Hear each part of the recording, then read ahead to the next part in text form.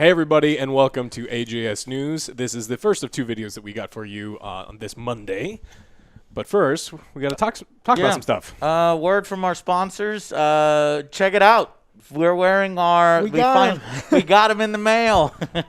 Our Gamers for masks from MetaThreads. If you don't remember these. No, the other one. Oh, no, I don't have to wear my flower one anymore? No. All right. Get that flower out of here. You got to look like a badass with the Angry Army face mask. If you don't remember, we talked about these. This is MetaThreads is switching their production over to masks. The CDC is recommending people wear masks. Actually, over here in Austin, they said from now when you go outside, you have to have a mask. Yeah. They won't let you in.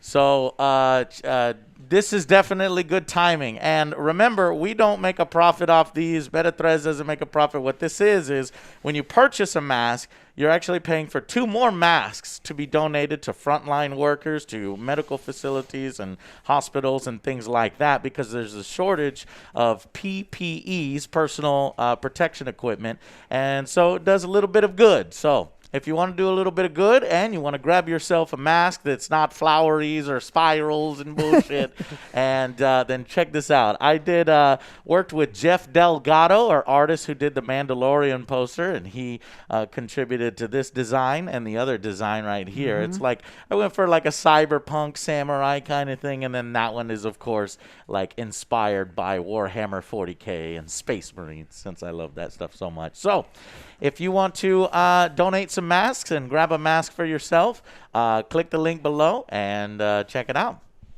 All right, let's get to the news. The big one that everyone is talking about that we've known for months and months and months. Jason Schreier finally did it. He finally left Kotaku. Yeah. And so there's been a mass exodus ever since Kotaku and a bunch of other news websites got purchased by Geo Media. No reason to go to Kotaku now. Yeah, I mean, absolutely. I have always read his articles. Yep. He and I don't agree on some things, but I always really respect that he goes farther than most game journalists, in my opinion. He really gets a lot of the details of some of these stories, and so he did some of the Anthem expose stuff that was really informative, and so really appreciate his work. But now he's gone, and it's because this new media company had bought they bought. It's from remember Gawker kind of exploded after the Hulk Hogan thing. So this Geo Media imploded, rather. Yeah, and so they owed him millions and millions of dollars for sharing his sex tape. Yes. I can't believe I said that on my AJS news show. Yuck. Well, wait, no, that's brother. Different guy. Would you watch Macho Man's? No, cut it out. God damn it, Joe. All right, so how is it my fault? Because you lead this guy on, he's gonna do it. OJ always leads me on. Oh, all right, yeah, brother. but anyway, so he's finally leaving, and originally didn't cite any of the reasons why he was leaving, and then eventually realized that back late last year, he Deadspin fired senior editor Barry Pachetsky for disagreeing with management, right? So Deadspin had been about sports, and they're like, look, stick with sports. He's like, well, we only do sports, but we also do some of the rumors and the player stuff, and we make it exciting for people is one of the reasons that people went there. And he's like, no, you're going to do sports.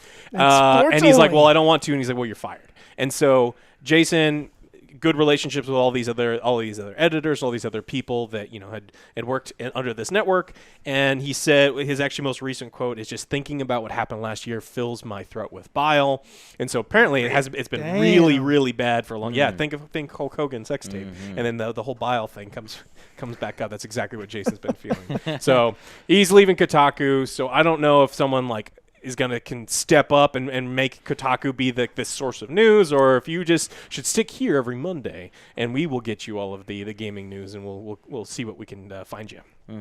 Yeah, I mean, Kotaku's reputation has taken a hit over the years a few times, and they like to do articles that are kind of aside on gaming, and so I don't really use Kotaku for my news. I don't judge you if you do it. I think there's better sources of news, and their one bright spot was Jason, who was an actual journalist, who was doing actual journalism, and where you may not agree with everything that he says, you got to respect the work that he puts in. Yes. And Well, now he's not working there anymore, and I think he's going off to Bloomberg. And one of the reasons why he chose the Bloomberg job is because they were commended him on his job having to do with labor in the gaming industry, and they wanted to give him more resources to do that kind of stuff and investigative journalism. And Jason was like, "That sounds great." Well, I actually read Bloomberg's gaming articles like every single week, like almost like 3-4 times a week, just to go through and see what they've done, because they've actually become a source for us more frequently as things go on. So. Terrible presidential candidate, great news. Yeah. So good luck to Jason out there for good luck to you at your new job.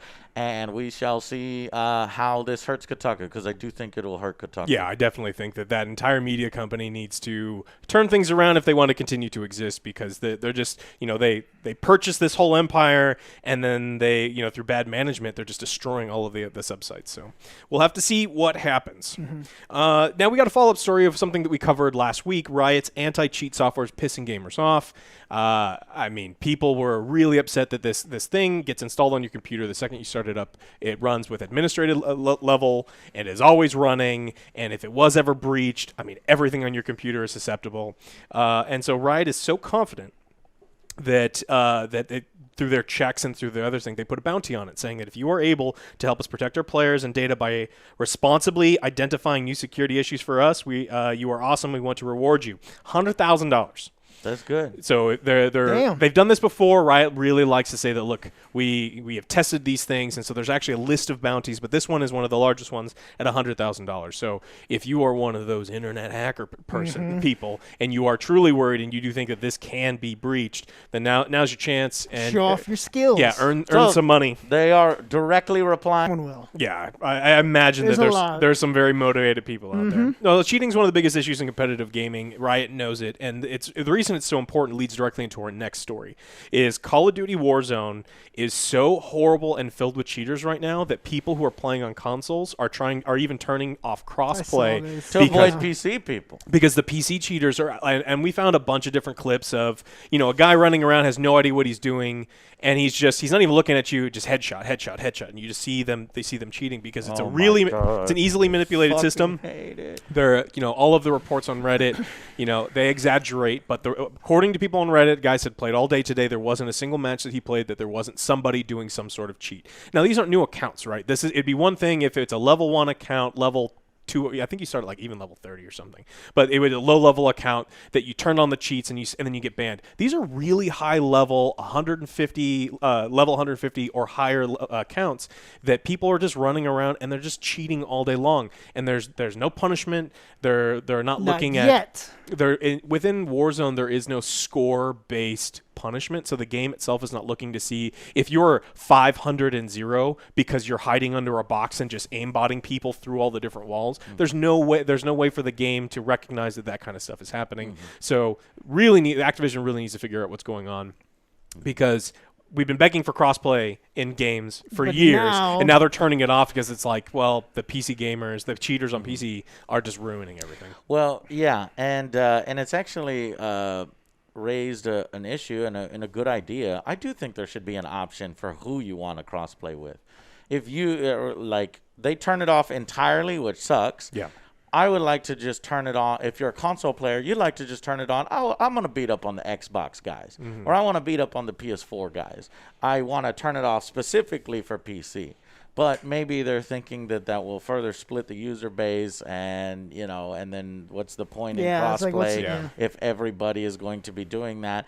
But I was never big on crossplay between PC and console because of the skill variance there in the keyboard and mouse versus the controller. There's just no match. It's unless there's aim assist or something like that. Yeah, but then even aim assist, it's complicated. Yeah. And I'd rather not deal with it. I've always wanted crossplay between the consoles for sure, and that's where it's at. So games should have that option. I think that would be a great option.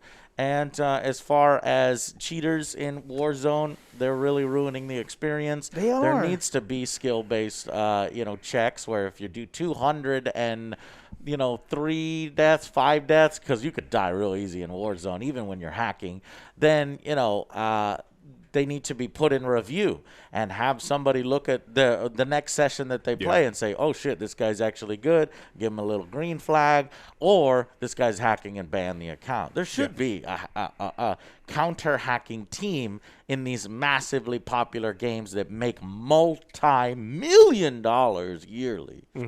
Yeah, there's got to be. There's 50 million people currently playing, and so some of the outlets were like, "Oh, if you turn off crossplay, it takes forever to find. It takes 3 minutes," and that's what they reported. It's like it took 30 seconds to find a match with crossplay enabled. It took three minutes without it enabled. I think 3 minutes is enough waiting. I would rather wait 3 minutes to play a match and not have someone flying through the match and just like headshotting everyone. But I got to point out that people could still hack consoles. Yeah, they can have modded consoles that are hacked as well. But the likelihood of that is slightly lower, much lower, So that's one of the reasons why Riot's so crazy about it, is because the other largest, the big game, the first-person shooter that everyone's playing in Warzone is almost unplayable for people that want an actual experience. Now, it's a free-to-play game. Of course, it's always going to be filled with cheaters. Fortnite's filled with cheaters. It's not an excuse for them, but it's just like that's just the nature of the way things are with people cheating.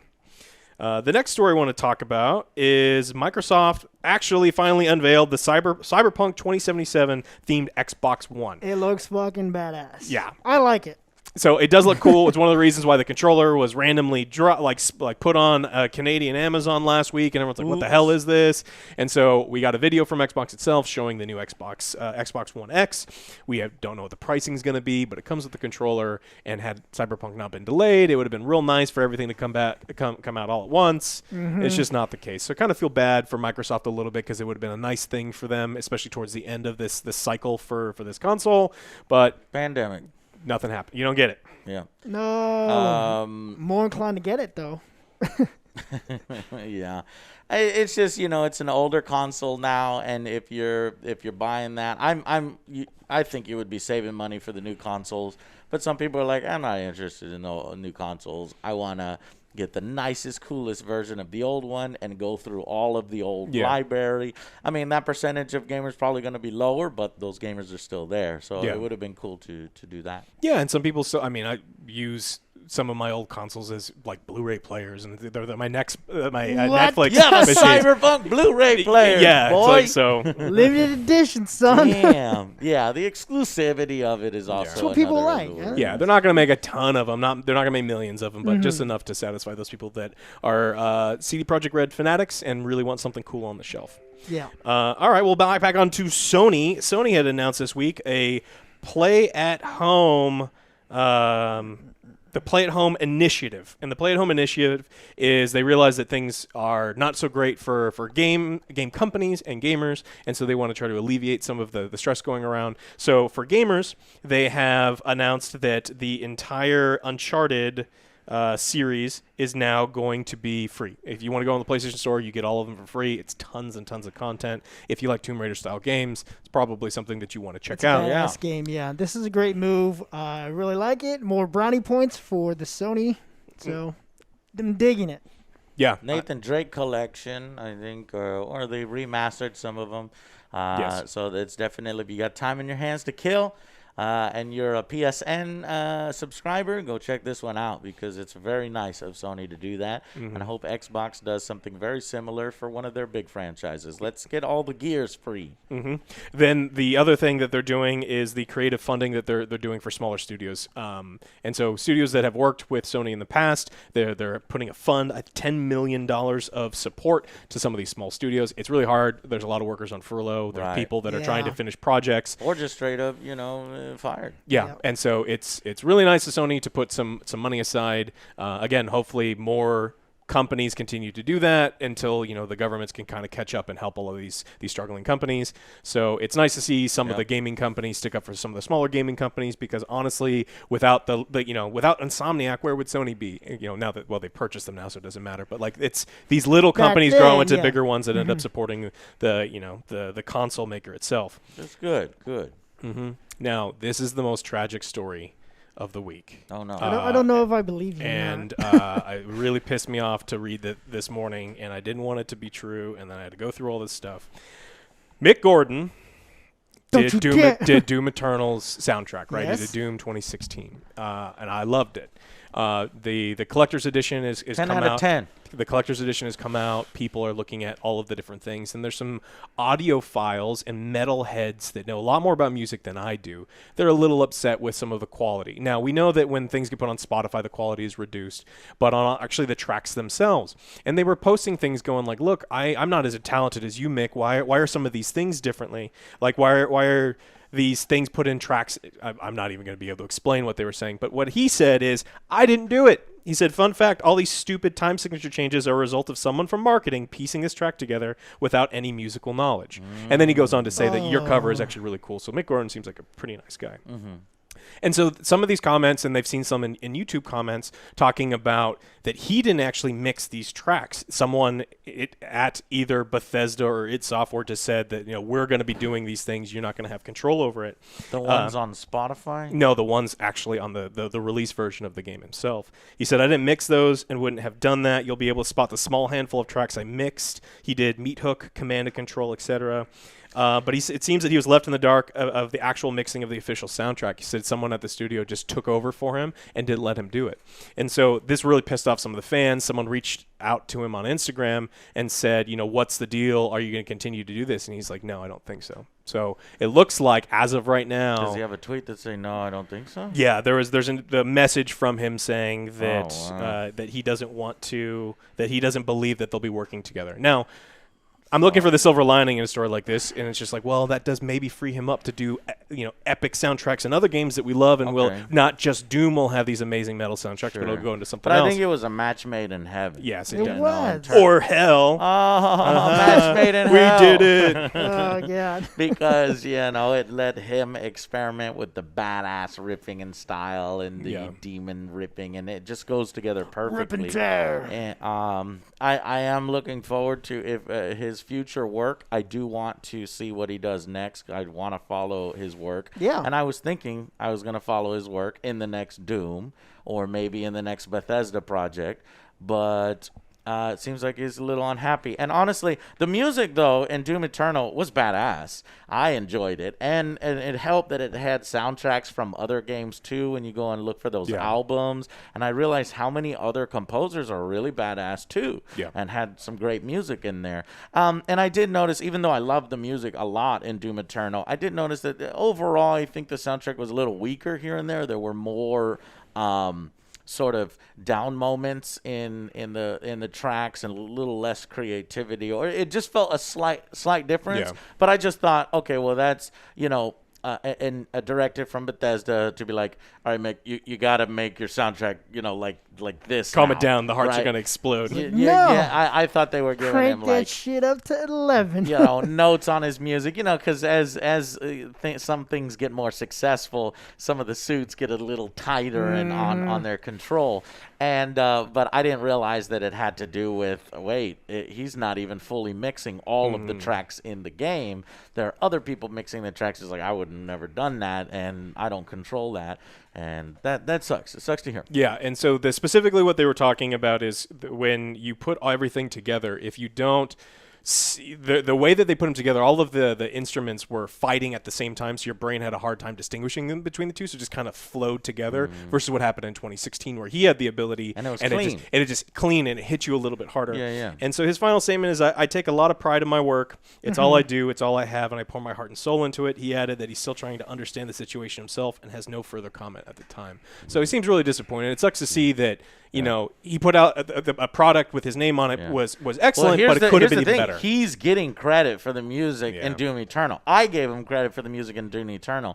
And if he's unhappy with it and there are segments in it that are not mixed by him, that's kind of a disconnect, and that sucks, and he's obviously a little upset by it. So,